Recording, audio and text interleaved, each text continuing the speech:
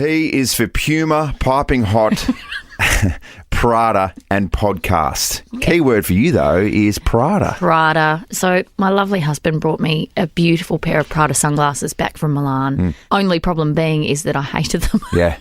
They didn't suit my face. That's not a good, happy, strong ending. And I'm not 23 and I can't pull that sort of shape off, you know? Yes. Glad you said shape. Yes, so we asked you, the good listener, about your expensive purchases that you couldn't return. And I love how they all sort of verge into just blokes making stupid decisions for their partners. Common theme. We just don't get it, all right? We need to be really strongly guided in the right direction. You revealed something. You can now pay to have the seat next to you on a Qantas flight. Yeah. Free. Nice little initiative. So the seat will be bare if you pay. It's probably about $35 for a quick flight like Adelaide to Melbourne. Yep. $65, it's all domestic from a longer flight in Australia, say from Adelaide to Brisbane. But, can you put a price on some absolute clown not sitting next to you, badging your ear off? Yeah. No, there's no price on that. I wouldn't have thought. Absolutely. What about a price on your pets? $37,000 to save a little French bulldog called Matisse. Shocking fact about you, you hate French bulldogs. Oh, I just don't get them. Yeah, you're like, where's their buttholes? Well, firstly, where is their ass? Yeah. Maybe do they just poo out their mouth? I'm not really sure. Oh. But sometimes you do, I know that. Yeah, exactly. Am I a French bulldog? They just look weird and also they're very expensive. Yes, very true. So we asked the lengths that you'd go to save your pet. All right. Have fun with the podcast. Geez, you look good today, by the way. Well done. You look great. The prodigal husband has returned after a near 3-week jaunt in the middle of winter to Europe. Got to find himself. It's called networking. Is it? Yeah. Is it? So bless him. Off he went on. It was a bucket list trip for him and his dad and his brother. So I get all that. However, hard yakka back here, just keeping it all together. You know what I mean? I don't bandy around the word hero very often, but in this situation, I feel like you could label me that. Oh, I thought you were going to say Greg's a hero for networking with such high-profile people, particularly in soccer circles. No, that's not what I'm saying. He did a good job, Jode. Anyway, so he arrives home. The girls are very excited. He hands them their gifts. So he stopped in Bangkok on the way home and picked them up some Air Jordans. So sick. They were, yeah. But because it's Bangkok, they'll probably Air Ordens. I don't know who's to say. And then he hands me a bag with a very, I don't want to say how much, but a very, very expensive Italian label on the front. Was it Arnett? Even better. Even better than Arnett's. Whoa. And I was like, oh, here we go. And so I open it up and he knows I love sunglasses. And he had purchased me, upon recommendation from the 11-year-old Peyton, a pair of these beautiful sunglasses, but they just weren't me. Like, I'm going to say I looked at them and I hated them. Straight away. Yeah. I just knew. It's not your style, they're not my shape. They're not my style, they're not my shape. And then he goes, do you like them? He said, because they were very expensive. And I'm like, in my head, I'm going, do I lie? Do I say, just suck it up and just never wear them? I don't know. And then Peyton's looking at me expectantly and she goes, do you like them, Mummy?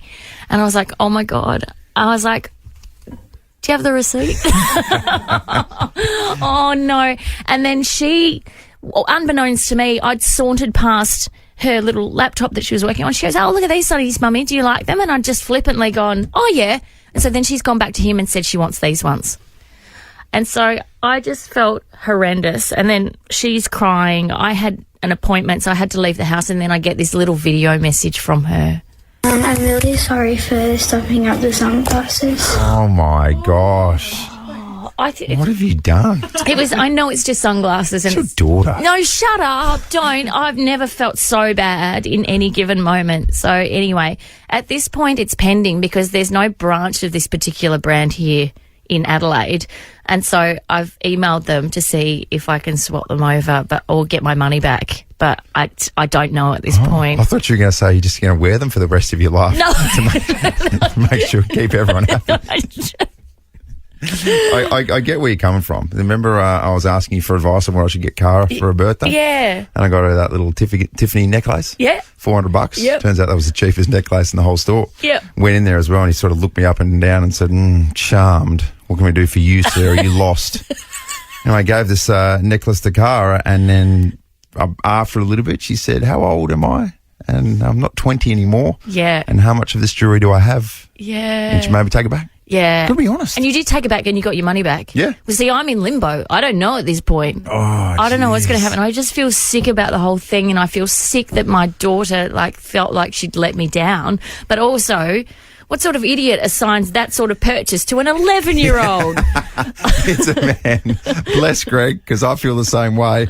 I've got a 5-year-old, and maybe my 5-year-old would know more about what Cara wants than I do. So I rang you straight away, and I was like really, really upset. And I'm like, "This has happened," and you sort of put it back on me, and you were a bit like, maybe you should have just sucked it up. Well, they are expensive, so I know that you're in a bit of a tricky situation. I think you're doing the right thing, because then you won't wear them. No, you just won't. will not wear them, and they'll sit there forever. I know, and it's such a waste of money. Yeah. Ugh, 13, 24, 10. But at the same time, it's like, Oh, shut up now. well, Shut up. Just leave it at that. I mean, how much will this affect Peyton's development? You know? 13, 24, 10. Please get involved. When didn't you get your money back on something ridiculously expensive? I mean, what the hell was I going to do with a Tiffany necklace if I couldn't get that exchange? No, I know. $400 worth. You would have had to wear it around. I would have made you. A little aqua love heart. Nice, isn't it? Outrageous gifts you couldn't exchange. Give us a call, 13 24 10. Hayesy, that's a beautiful necklace you're sporting. Let's go to Sky from Lobethal. Good morning. Morning, guys. How you going? Good. What outrageous gift did you get that you couldn't get your money back for? So this isn't necessarily an outrageous. It was my engagement ring. Yes. So it was $3,500, and I had it for 2 weeks, and the diamonds fell out. Classic. Oh, no. And they refused to refund it, and in the end, we had to pay for the diamonds to be put back in. Oh, my God. So how much is that? And now I'm too scared to wear it, and it's been sitting on the kitchen counter for probably the last year. Yeah. Oh, no. So that's what happens. Yeah. It's tough. Oh, goodness. Yeah. So how much has the whole process cost you, Sky? So all up to get, I think it was 6 diamonds replaced, it ended up being around $800. Oh, my goodness. Yeah, that's Fun, annoying, isn't That it? is really annoying. Yeah. Cherie from Verdun. Good morning. Good morning. Okay. Yeah, mine's not I couldn't return it, but my husband, probably for my 35th birthday, bought me a pair of Tiffany starfish earrings. And he could tell I was like working out in my head, like, Jodie, do I say something or do I not? Yeah. And he's like, like, the girls at work thought they were really cute. And I'm going, well, babe, do I wear cute? No. And then so that was, the telling. So I was able to return them and get some gorgeous Tiffany earrings, which a lot of places don't return earrings, but I was lucky enough. But yeah, so that was the last time he bought me a pair of earrings. Okay, Cherie, the part of this story that strikes me is that men that ask the females that they work with to recommend a gift for their wife who they've probably never met. You know what I mean? Yeah. And girls, young 20-year-old girls, same thing, Of course they're going to think it's cute, but not a 35-year-old mother of 2. No, I'm with you. Gosh, you guys are complicated. Good on you, Cherie. Let's go to Karina from Mount Pleasant. What was the gift? It's probably not as outrageous as everyone else's, but this recent Mother's Day, I've got 2 1-year-olds, and my husband's away at the moment, and my mum was very kind, and she decided to get me a present on behalf of them. And she brings it over Mother's Day morning, and I'm unwrapping it, and I'd told her about a couple of days before that I've gone dairy and soy free, and I'm unwrapping 2 caramel Easter egg bags. And I love caramel, so that's just torture. Oh, no. Yeah. Come on, Mum. And it's not like you can take 2 blocks of caramel back to Coles and go, No. I'd like my money back. No, they're sitting in my pantry just staring at me, teasing me. Oh, Yeah. no, that's awful. There you go. So it's kids. Maybe it's just kids, not just our dads. Yeah. Sometimes you just can't quite read the cues unless it's really spelt out for you. Blame the 1-year-olds in that situation, though. Yeah, it's always someone else's fault, isn't it? 1-year-olds don't understand being dairy and gluten-free. No, because what I will say is you 100% gave me the green light to get the Tiffany necklace did. for Cara. You did. So I backed you in. You steered me in the wrong direction. Unbelievable stuff. Sorry, Cara. Oh. If it's time for a winter trip, jump on What If, the place to go for quick Aussie getaways. For me, it's just getting in the car and just going for a cruise and exploring. For accommodation, flights and more, book on the What If app. What If? It's Aussie for travel. Well, Hayesy, so excited for this next guest because she's performing at the Adelaide Entertainment Centre, the magnificent venue this Friday and Saturday night. Please say a very good, happy South African New Zealander welcome to Urzila Carlson. Good morning. Good morning. How are you? Very well, thank you. Now, don't be alarmed. We've just been stalking your Instagram and I came across this little piece that tickled my little funny bone. Have a listen. When you're in the kitchen, especially when other people come round, this plug, some people take it out and will have it not actually in the hole. The whole idea of this plug is to catch it. So when you move that thing out, it of course is not doing its job. And that me. Now, Urzila, what is that thing called? I believe they call that a plug.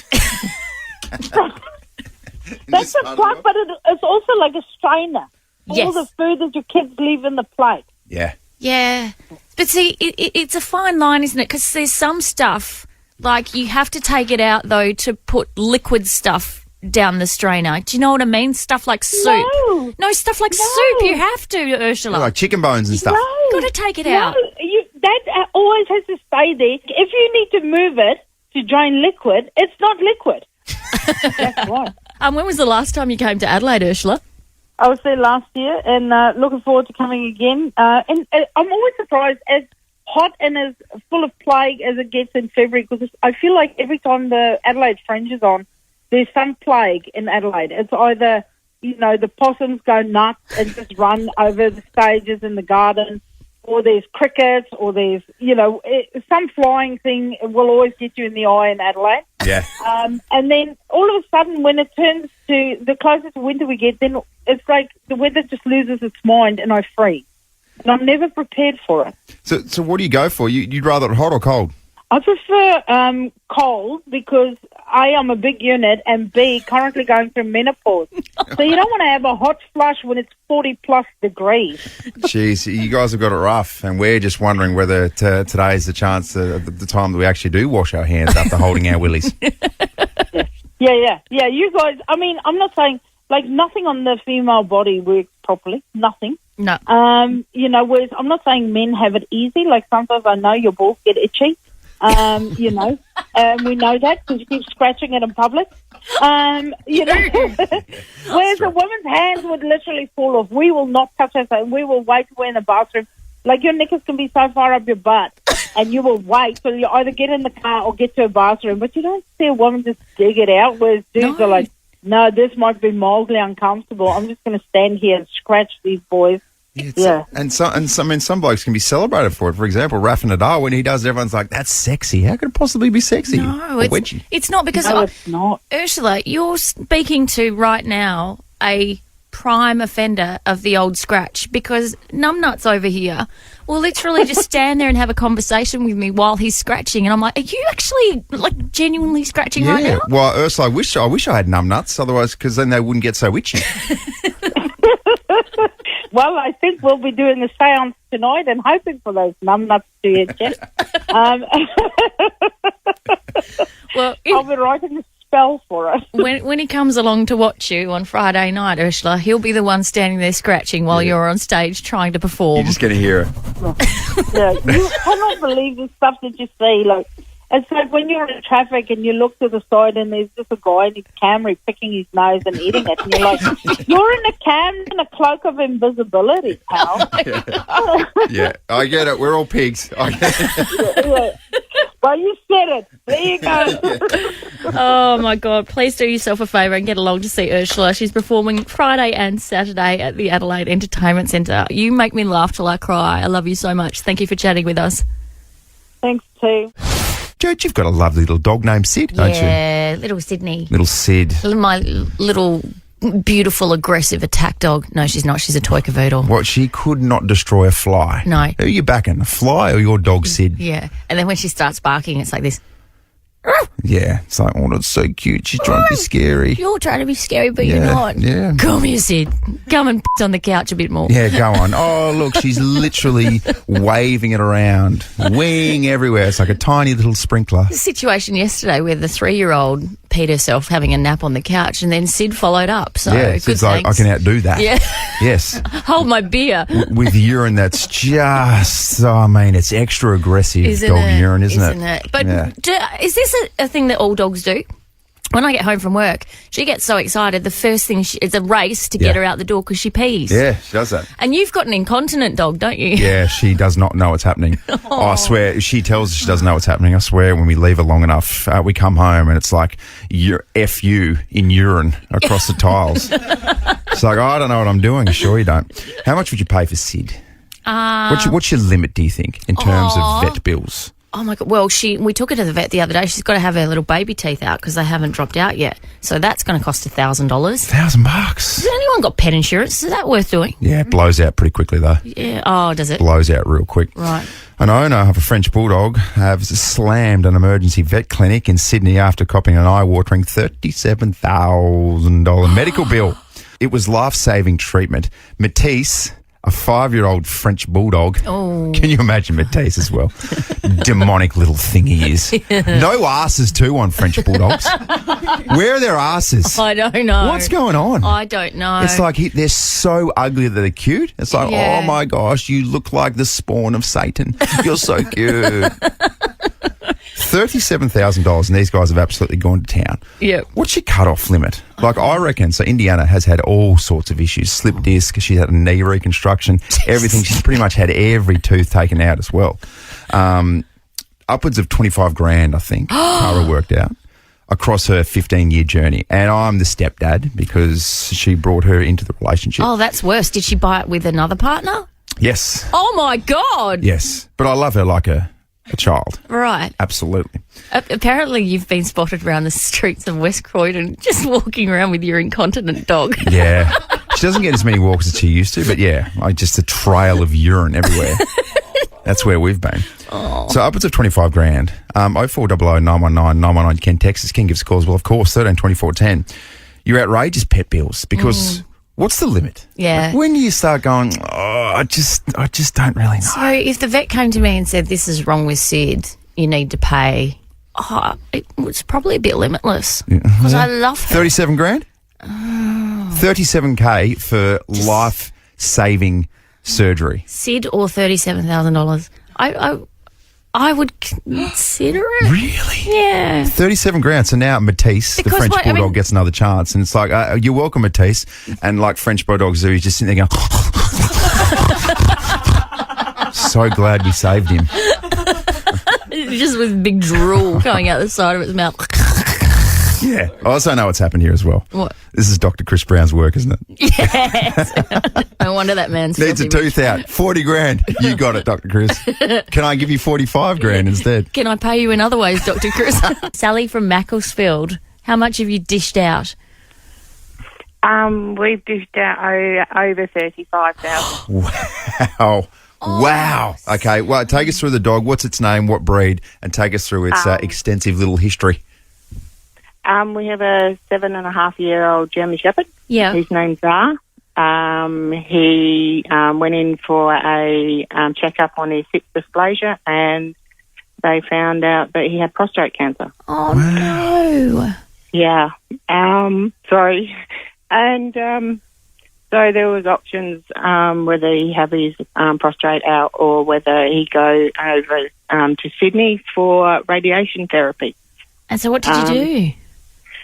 We sent him over to Sydney for 5 weeks on his own. He flew out on his own. Yeah. And it cost us $25,000 for that. Yeah. And then we've had chemo for 5 months, and so far he's okay. So he's doing okay? Yeah. That's good, Sally. I'm guessing, Sally, as well, that you wouldn't change anything. You couldn't put a price on it. No. He's part of the family. Yeah. Oh, Sally. God, it's expensive, but I'm glad that there's been a good outcome, Sal. Yeah, Yeah. absolutely. Oh, there you go. Let's go to Jordan from Aldinga. Sorry, we're having a few little phone issues this morning. Jordan, good morning. How much have you spent on your pet? Morning, guys. So I'm really lucky. I've got pet insurance. I haven't had it before. I've spent up to 20 grand last year, and then I've spent 2 grand this year. And yeah, luckily for the pet insurance. Otherwise, yeah, it would have been horrible. I'm not sure I would have been able to afford it. What sort of dog have you got, Jordan? Yeah, so I've got a miniature dachshund. Yeah. Yeah, so I originally got the insurance because I know that down the track they can possibly have back issues. Yes. But she actually got a really bad gastro bug last year. Yeah. And so it's almost like parvo, but like a different strain. So she ended up in the ICU for about 3-4 days with feeding tubes, and pretty much got told that I was to say goodbye to her multiple days. Yeah, and but she showed them and pulled through. So yeah.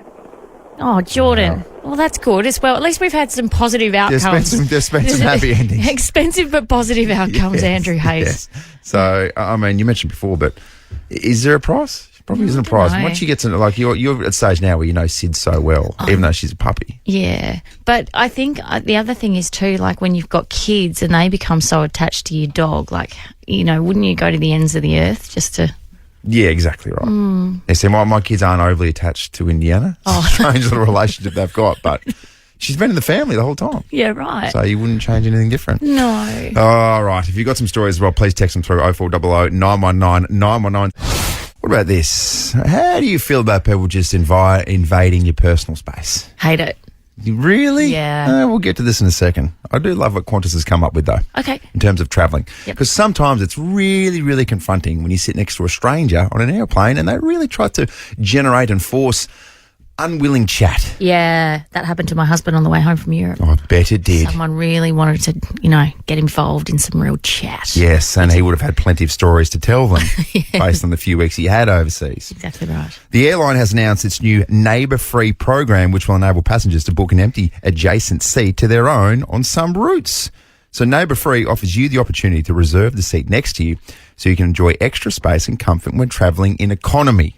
Right. So what happens is, obviously, if a real passenger wants to buy it, then it gets unreserved. But you can pay, if it's nice and a tight trip, say from like Adelaide to Melbourne, you can pay about $35 to make sure that the seat next to you is completely free. I love that. If it's a longer flight, like Adelaide to Brisbane, $65. That's not too bad. I'd pay that. It's worth it. Can be worth it. Yeah, 100%. Because there's nothing worse than sitting next to someone who perhaps might have some bad breath. Might have a bit of body odour. Yep. Might be that guy who likes to fall asleep and dribble on himself. Yep. Or on his own shoulder, sometimes your shoulder. I've had that. Have you? Yeah, guys falling asleep next to me and then up on your shoulder. Yeah. And you're like, oh, geez, how do I handle this? Do you sort of just nudge him away with your index finger? No. Do you know my favourite thing on a plane to do is to watch my husband when he gets the noddies. So he falls asleep, but he falls asleep forward, so his head's just going like that. And I can watch it all day. He's bopping along to an invisible beat. Yeah, so I could watch that for hours, Andrew. You would have done a lot of that on his flight back. So next time that we fly somewhere, look, it's probably something to think about, because what also happens is when people invade your space and they try to pick and chew your food, and all of a sudden, oh, what are you trying to say? Jodie just sort of jumps into your space, and you're like, oh, I'm good to have my food here and just relax. And all of a sudden, you're like sitting on my lap picking my food. I try and do it at Willowbend sometimes in West Croydon. I'm like, I'm free. I'm free to have a coffee. And I'll open up my wallet and you just pop out of there. You're sitting on my table, like picking at my food. I'm like, oh, is that a hot coffee? Let me test it. Putting your finger in there. or that sort of stuff. I just like to get my face into your scrambled eggs in the morning and go, oh, nom, nom, nom, just give me a little bit. Or just a little bit, as you're like sitting all on me right at 5 o'clock in the morning as well. Faces are almost touching. Oh, yuck. Just shouldn't be happening. I'm sorry. So there you go. There is an answer for flights anyway, domestically. Yeah, that's nice. I'll really take it. On top of this. Yes, very nice indeed. Okay. The biggest breaking story this town has ever seen. This is huge. I just got valuable info. This is so juicy. Jodies Juice. Well, the Duke and Duchess of Sussex have said they were almost involved in a near catastrophic car chase in New York. So a spokesperson for the pair said Meghan's mother, Doria, was in the car as well. The couple was said to be upset and shaken. Now, New York police have said photographers made the royals' journey through the city, I quote, challenging. And this is the mayor of New York weighing into it. I don't think there's many of us who don't recall how his mom died, and it would be horrific to lose an innocent bystander during a chase like this, and something to have happened to them as well. So this is how it's unfolded. They've gone to a black tie event. They've come out, got into an SUV. Around 12 photographers started chasing them. Harry's in the back of the car filming it all on his phone. He took that vision to the cops afterwards and said, go and do something about it. It's claimed a cameraman hit a car and nearly a police officer. They say it went for 2 hours. So there's a couple of questions surrounding this. The obvious one being, could it really be a high-speed chase in New York where it's bumper-to-bumper traffic? Yep. And if it was like 2 hours, I'm thinking, why wouldn't you just go straight home? Just go home, get out of the car, go into your... But apparently they were staying with a friend and they didn't want to compromise the friend's safety and security by turning up there with all the paps chasing them. Right, so okay. That's that. At one stage, they got out of the car and jumped into a yellow cab. So it was all happening. There's also question marks on just how valid comments are from Meghan's mum, Doria the Explorer. Apologies, I've got a very stern look from Abby. Anyway, we'll keep you up to date with any fresh news that comes to hand. Yes, must have been very triggering for Harry, though, whatever. Because, you know, when your mum's died in a car crash in a tunnel, then anything involving being chased would be... Yeah, absolutely. Yep. Michael J. Fox has opened up in an emotional interview with Waleed Ali, talking about his decade-long battle with Parkinson's disease. He was diagnosed at the peak of his career at age 29. Here's a snippet. It just is what it is, so you're forced to deal with it. There's so many ways of getting around things in life. You're kind of short-circuiting things and taking shortcuts and ignoring what's happening in our lives. And I think with something like this, you can't. And I tried for a few years, and eventually it just shook me awake because I wasn't getting any progress in terms of my personal understanding of it, my personal experience with it. It just kept getting worse. So I thought, shake me awake, make me see what I can do here. Basically saying it shook him awake. He seems like such a beautiful human being, and the whole sentiment throughout that interview last night was just, this has happened to me, okay, let's remain positive and let's use this now in my life to help other people. Yeah, so it's a beautiful message that he's portraying. It's for anyone who's been affected from someone who's had Parkinson's or motor neuron disease or anything like that, it's horrendous. Very devastating. Yep. The challenging search for Jock Zonfillo's replacement on MasterChef Australia is reportedly underway. Having said that, a source told the Daily Mail... what sort of sauce are we talking? Barbecue, we've got tomato, maybe a bit of Worcestershire. It was tomato on this occasion. Tomato. Very lippy, the tomato sauce. Oh, so lippy. Loose lips sink ships tomato sauce. Anyway, they're saying it's a sombre process and those within the network are still grieving following the passing of Zonfillo. I watched it last night. It's a really strange feeling to think that he's just left us and now he's right there on your TV screen. It is odd, isn't it? It's very, very hard strange. To process. A lot of people are tuning in, though. The ratings for MasterChef are through the roof. So I guess a bit of fascination with Zonfillo's passing. Yes. Anyway, there wasn't a lot of good news in Juice this morning, and I'm really sorry about that. That's okay. Let me just wrap it up with this. And that's Jodies Juice. Wait a minute, Doc. Are you telling me you built a time machine? Hayesy on Miss Daisy. Thursday, we're on the downward slope towards the weekend. Yeah, nice. Yeah. I can see the finish line. So, can you see it? Yeah, I Looks can. good, doesn't it? It's in the distance, but I can see it. Who's in front of you? You. Who are you chasing? You. Chasing me? Yeah. Good luck catching this. I'm off. 18th of May, let's take a trip down memory lane. 1907, women over 21 were allowed to vote for the first time in Australia at the Queensland state election. I've said this for the longest time. Oh, dear. Based on myself, I don't think men should be allowed to vote until the age of 35. Because when I was 18 to 21, when I was 22, all the way up to about 34, God, I was an idiot. Oh, yeah. Like, how could the potential future of the nation be in the hands of blokes like me when I was young. Yeah, sometimes I report on politics and then I think, oh my God, which one's the blue team and which one's the red team? Yeah, exactly right. Oh, I vote for blue because I like blue. 1995, Braveheart, directed by, of course, and starring Mel Gibson, premieres at the Seattle Film Festival. Now come back here and tell our enemies that they may take our lives, but they'll never take our freedom!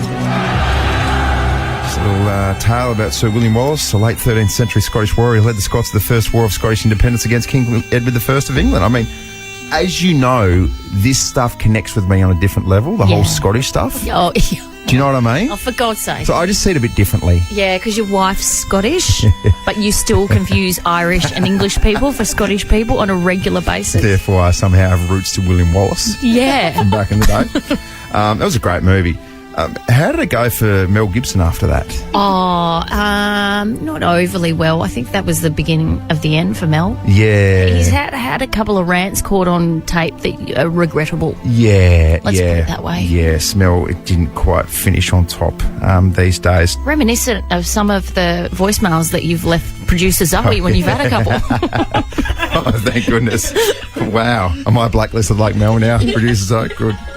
2001, Tim Brennan, 18-year-old, caught a monster rainbow fish in Lake Pedder in Tasmania that weighed close to a record 13.7 kilos. It had 3 arms, 6 legs, 25 eyes. Because it's always in Tassie. Because it's a Hobart fish. It's a little Hobart fish.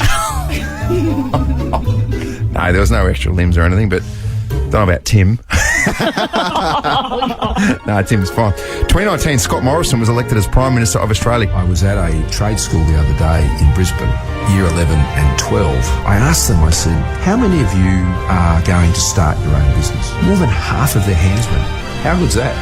That's why I love Australia. Can you think of someone, a public figure in this country, who was more chastised? Is that the word I'm looking for? Yeah. That's a good word for you. More of a polarising figure? Like, Yeah. You got smashed, ScoMo. Yeah, especially towards the end there. Yeah. Maybe don't take a holiday overseas when your country is in absolute dire straits. Half of Australia's on fire. What are you doing, Scott? He's like, I'm on fire too. The sun's really biting in Hawaii. Number one song on May 18, 2017 was Despacito by Justin Bieber. Oh, yeah. Despacito, rakatakabuta banana shanito. That's the end of our show. Very nice. Yeah. Big show tomorrow. Orazio Fantasia will join us. Yes. Looking forward to speaking to him and looking forward to the pastries and coffee he brings us each and every Friday. Yeah, is that still a thing? Is that still happening? Well, it better be. Yeah. If he wants to remain a part of this show. Yeah. What's happening here? Oh, what's going on here? You're not Scottish. Your wife is. Too loud. No, we spoke to Ailey from Andrews Farm for Nova's 10K Day in May, and she said, look, 10 grand, she'd probably visit the homeland, Scotland. Yep. That really, really connected with me. Isn't it? You have a real connection with the homeland, don't you? Yeah. That will be dished out $10,000 this afternoon on Ricky Lee, Tim and Joel. Yes, of course. And Coldplay hotline is officially closed. Yeah. Yep, But looking forward to the winner. don't worry about that because we'll crown a winner tomorrow. All right. That'll do for us. Go enjoy yourself. Be safe, all that. Oh, is that a kilt you're wearing? you got boxers on under that? It's not, I don't.